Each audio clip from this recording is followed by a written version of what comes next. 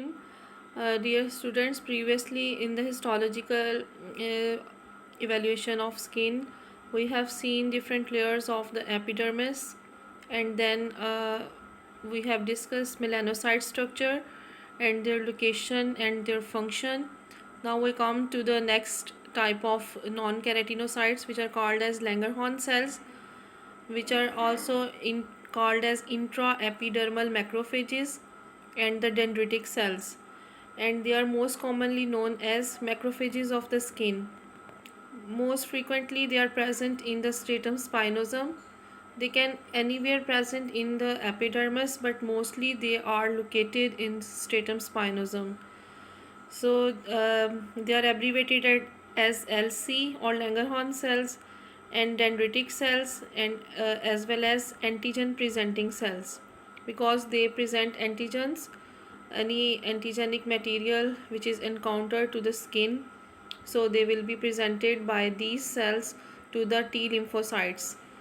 So they will work as an outermost arm of the immune system. They can initiate immune response. So Langerhans cells, they constitute about 2 to 8% of the epidermis cells, and they were discovered in 1868 by Paul Langerhans, and ultrastructural characteristics in 1961 were told by the scientists that they contain specialized type of racket-like granules, and those granules are termed as Birbeck granules. They serve as the element for morphological identification of the Langerhans cells, but still scientists cannot easily determine their function, what they are doing for the cell, and what type of role they are playing for the epidermis. But they are the characteristic feature of the uh, this epidermis, particularly in the stratum spinosum. So these cells, they are also reported in not only in the human beings but also in certain other animals like cats, dogs, in the pigs, and as well as in rodents along with the human beings. Or a specific phenotype or membrane receptors for every species are different, and they can be variable between the species. Intraepidermal macrophages, they are most commonly found in the stratum spinosum, as you can see on your left side.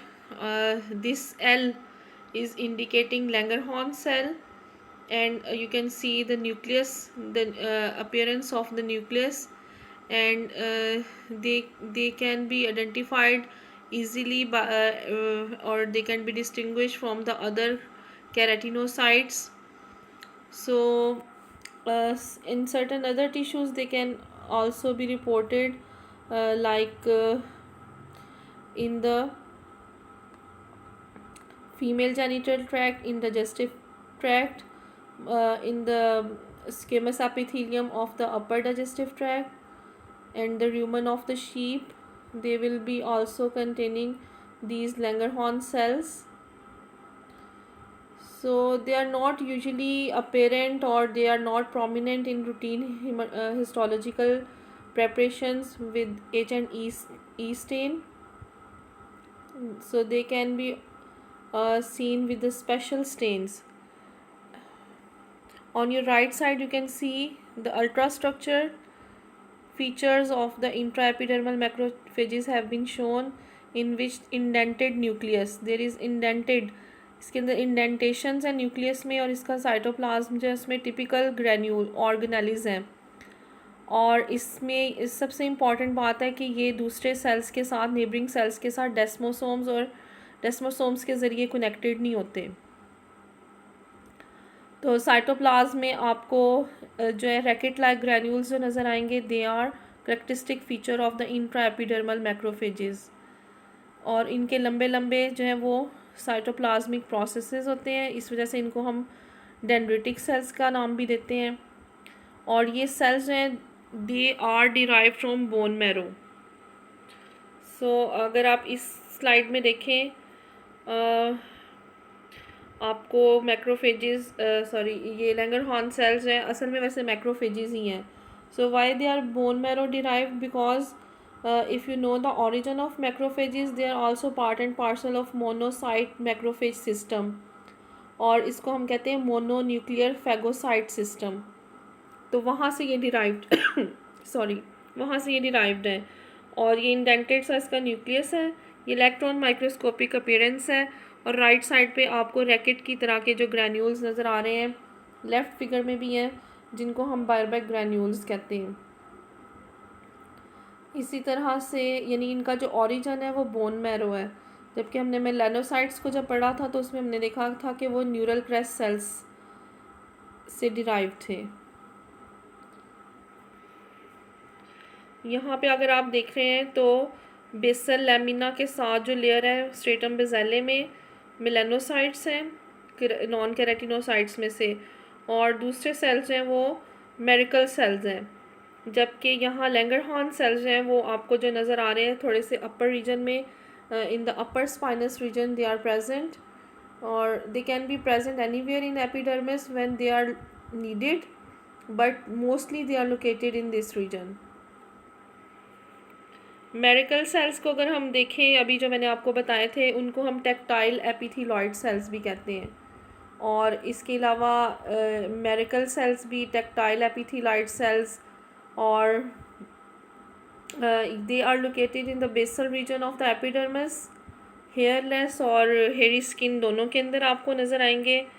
और इनका जो main characteristic feature क्या है कि they have folded nucleus और clear और organelle rich cytoplasm, यानी इसमें बहुत ज़्यादा ऑर्गेनेलीज होंगे, रफ एंडोप्लाज्मिक रेटिकुलम, और इसी तरह से smooth endoplasmic reticulum, mitochondrion, Golgi complex, etcetera. So with peripheral protrusions among the epithelial cells. Few desmosomal attachment they will be found in the basal and spinous layer of the epithelium. So basal region में mostly होते हैं, लेकिन sometimes they can reach up to the spinous layer. और इनका जो nucleus है, ये history थोड़ी सी आप पढ़ लें कि किस तरह एक 1875 में फ्रेडरिक सिगमंड मेरिकल जो था उसने इसको डिस्कवर किया एपिडर्मिस में, और इनको टच सेल्स का नाम दिया. और after his name now these are also called as Merkel cells. You can see on your right side this M is indicating in the stratum basale these Merkel cells. Merkel cells को अगर आप यहाँ पे देखें, बड़ा करके दिखाया गया है. This is magnified picture. here you can see among the keratinocytes this merical cell is present, and on the basal lamina, towards the basal lamina, this particular cell is attached to the nerve endings. अगर आप इसके नीचे देखें तो इसके साथ एक इसकी एसोसिएशन है विद एन एक्सॉन, और इसको हम कहते हैं टेक्टाइल एपिथेलॉइड सेल, न्यूराइट कॉम्प्लेक्स. ठीक है. जब ये एक्सॉन के साथ, एक्सॉन जो होता है वो अमूमन क्या है कि वो कैप्सुलेटेड होता है, यानी उसकी माइलिनेशन हुई होती है. माइलिन शीथ जैसे ही ये एक डिस्क लाइक अपीयरेंस में जाता है टुवर्ड्स द बेसल लैमिना, तो एक्सपैंड कर जाता है डिस्क की फॉर्म में. और जब इसका कनेक्शन उसके साथ बनता है तो फिर हम उसको जब इसका कनेक्शन मेरिकल सेल्स के साथ बनता है तो हम इसको कहते हैं हेयर डिस्क. ठीक है. और इसको हम जो है वो टेक्टाइल पैड्स के नाम से भी जानते हैं. और इसी तरह से ये जो है टेक्टाइल एपिथेलॉइड सेल न्यूराइट कॉम्प्लेक्स बनाता है. और ये ख़ास किस्म के ट्रॉफिक फैक्टर्स हैं रिलीज़ करते हैं. अगर आप ये देखें तो नर्व एंडिंग्स हैं वो जा रही हैं towards the basal lamina, and they are joining on your right side figure, they are joining to the Merkel cells और टेक्टाइल एपिथेलॉइड सेल्स. अच्छा, दूसरे नॉन केराटिनोसाइट्स से इसको इस तरह हम डिफ़र कर सकते हैं कि ये डेंड्रिटिक सेल्स की कैटेगरी में नहीं आते, क्योंकि डेंड्रिटिक सेल्स होते हैं वो उनकी ब्रांचेस होती हैं, इनकी नई ब्रांचेस होती हैं, साइटोप्लाज्मिक ब्रांचेस. और ये लिप के एरिया में, एंटीरियर हार्ड पैलेट और जिंजिवा वगैरह में इसका नंबर ज़्यादा होता है. ओरल म्यूकोज़ा में पार्टिकल साइज़ को रिकग्नाइज करने के लिए, और जब मेस्टिकेशन का प्रोसेस हो रहा होता है तो टेक्सचर जो भी बोलस का है उसको रिकग्नाइज करने के लिए ये इम्पॉर्टेंट रिसेप्टर्स के तौर पे काम करता है। अगर हम डर्मिस की बात करें तो dermis is the second most layer under the epidermis, और ख़ास तौर पे अगर हम इसको देखें तो इसको हम कोरियम का नाम भी देते हैं। और it will contain irregular dense fibrous connective tissue. इसी तरह से इसकी सॉरी इसकी जो थिकनेस है वो वेरी करती है पाम्स और सोल्स के ऊपर, और डॉर्सल सरफेस पे ज़्यादा थिक होगी वेंट्रल की निस्बत, और लेटरल सरफेसेस पे ज़्यादा थिक होगी as compare to the medial surface. Thickness of the dermis की बात हो रही है। अच्छा, इसमें कुछ सेल्स हैं जैसे कि फाइब्रोब्लास्ट, मैक्रोफेजेस और एडिपोसाइट्स, और मैट्रिक्स है with many protein fibres, collagen, elastic और रेटिकुलर फाइबर्स। यानी इंटरसेलुलर रीजन जो है वो उसमें मैट्रिकल कंपोनेंट्स में प्रोटीन फाइबर्स बहुत ज़्यादा होंगे। ब्लड वेसल्स, नर्व्स और सेंसरी रिसेप्टर्स, फैट और ऑयल ग्लैंड्स और हेयर फॉलिकल्स भी डर्मिस में ही हमें नज़र आएंगे। और डर्मिस के जो दो रीजन होते हैं, एक जो पहला रीजन है उसको हम कहेंगे दैट इज़ जो फर्स्ट रीजन है जो जस्ट अंडर द एपिडर्मिस होगा उसको हम नाम देंगे papillary layer of the dermis. और उसके बाद जो रेटिकुलर लेयर है उसको हम उसमें ज़्यादातर उसको जो just beneath the papillary layer of the dermis there will be connective tissue, dense connective tissue, and this is actually dense irregular type of connective tissue। और ये जो है वो ख़ास किस्म का स्ट्रेचिंग इसमें आ जाएगी। अगर जो टीयर्स हों तो स्ट्रेचिंग के बाद इसमें मार्क्स आ जाते हैं, जैसे कि आपके राइट अपर पार्ट पे एक फिगर दिखाई गई है, उसमें अगर आप देखें तो जो मार्क्स बनते हैं, स्ट्रेच मार्क्स बनते हैं स्किन के ऊपर, वो डर्मिस की रेटिकुलर लेयर के अंदर स्ट्रेचिंग की वजह से बनते हैं, और या टीयर एंड वियर वहाँ पे स्टार्ट होने की वजह से। और अल्टीमेटली अगर हम इस रीजन को देखें तो यहाँ डेंस इरेगुलर कनेक्टिव टिश्यू होगा, और ये सारे स्ट्रक्चर्स हैं वो हेयर फॉलिकल का स्ट्रक्चर डर्मिस के अंदर नज़र आएगा, और ग्लैंड्स भी, और sweat gland, sebaceous glands. In case of thin skin आपको ये प्रोमिनेंट फीचर्स नज़र आएंगे। और इसी तरह से अगर हम इसके नीचे चले जाएं, यहाँ पे आपको डर्मिस, पहले एपिडर्मिस आपकी राइट साइड पे नज़र आ रही है इंसेट में।